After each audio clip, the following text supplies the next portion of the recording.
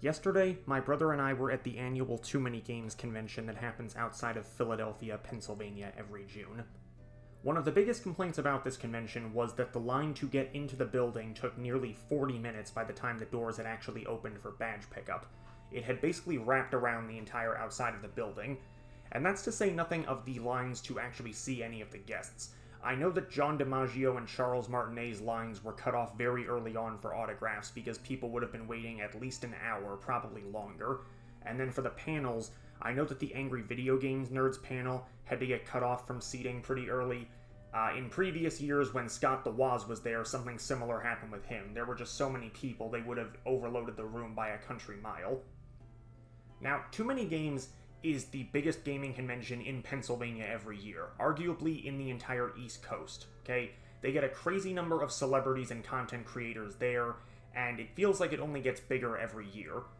Despite the complaints we might have about it, the fact that it's in Oaks, which is north of Philly, and not directly in Philly is a huge blessing, because it means we don't really have to deal with rough traffic. And it is a large convention center with a lot of parking. It just gets filled pretty quickly because there are so many thousands of people there every year. In previous years, they did have smaller events throughout the year.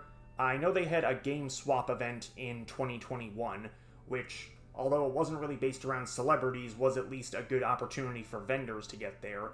And then at the end of 2019, they tried a winter charity Gifts for Gamers event that had people like the AVGN and Some Call Me Johnny there. It probably would have been more consistent if You Know What didn't happen a few months later.